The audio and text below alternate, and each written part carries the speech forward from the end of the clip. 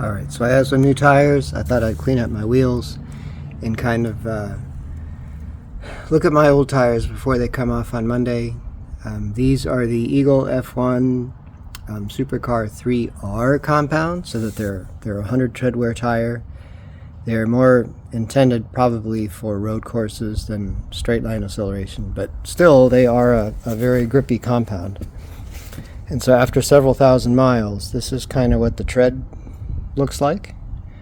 I don't really think it has a whole lot more tread when you buy them. And if I look carefully, say at I don't know, here where you can kind of tell how much rubber is remaining, seems like there's quite a bit remaining. Like even over here, when I look at the wear bars, looks like I'm just barely getting to the wear bars, right? So in some cases there's still some left even. Anyway, this is the driver's side one. This one had a little bit of a toe-in problem, I believe. Let me see what the passenger side one looks like. The passenger side one spins a little bit more than this one, so we'll see.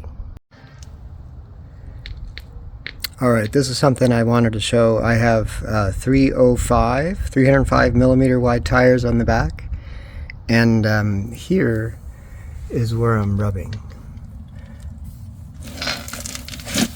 Not sure if you're able to see this sort of weird shaped item. Is where the tire is touching the felt on the inside, and I can actually push it in quite a bit in most places, so it's not anywhere near touching the metal. It just seems to want to touch the felt. So I guess 305s are completely fine on the back of Chevy SS's. And I don't think I would hesitate going with them again. Alright, so here's one more thing that maybe I've never really spoken about in any of my prior videos. I've made some efforts on my rear suspension to kind of help the whole thing keep a little bit more planted, and also you know, manage better under the increased horsepower loads. Try and prevent wheel hop, introduce stiffer bushings into the whole back, and just kind of firm everything up. So I have from a company called BMR, Bravo Mike Romeo, I have these toe arms and I have these trailing arms, and they use polyurethane bushings as opposed to the relatively sloppy rubber bushings that you find in the stock Chevy SS. I've failed to keep these greased properly. That was pointed out to me the other day. I've seen it. I see at least two grease zerks that have been greased for me very recently. This closest one right here is one that's kind of hidden when the wheel is on, so I'll add some grease to that one. But anyway, I've had these on for several years. They do seem to make the back more planted.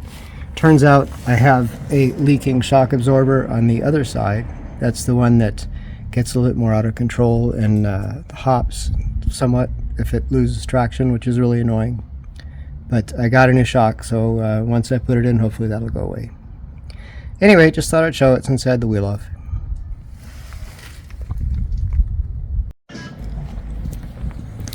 Alright, so looking at the passenger rear tire, it does have a tiny bit more wear than the driver's side one does.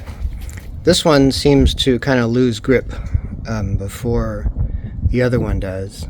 And if anyone were to tell me that, you know, I'm sort of running out of tread, I might be more likely to believe them on this side than on the other side.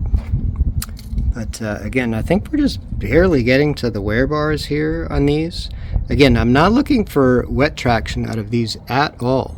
I'm looking for dry stickiness. They're an R compound. Once you get heat into them, I think they actually perform relatively well. Again, not so much in straight line, but certainly in any sort of turning. Let me suppose I could think that these might be getting low. I've got new tires coming in on Monday. I have 285 wide tires coming in on Monday, and they're drag radials. So I'm told that those are sort of wider than street tires. But anyway, I'm not sure if I'm going to delay putting them on or not. I definitely want to get my money's worth out of these. These were over $500 a piece. However, I also am failing inspection, and my inspection is due this month. Let me see here.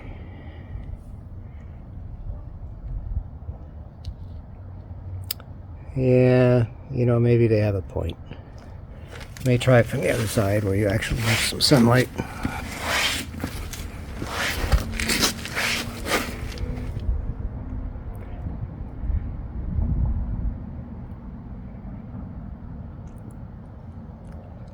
Yeah, maybe they're onto something. You know, I gotta credit my friends. They tell me stuff that they know is true, even if I want to argue it. But these tires are probably done. Anyway, Monday there's new ones. I'll give kind of a review between how these do and the other ones do. Actually, let's look in the wheel well real quick. Sorry, this is so shaky. I'm just using my phone. On the other side, I think you noticed that there was a part that touched the felt and the inside of the fender well. On this side, the tire didn't touch even the felt. So the 305s work just great on the back. I'm actually right now measuring the wheel so I can share what the width and offset is, and then also kind of what the tire dimensions are. All right, anyway, that's it.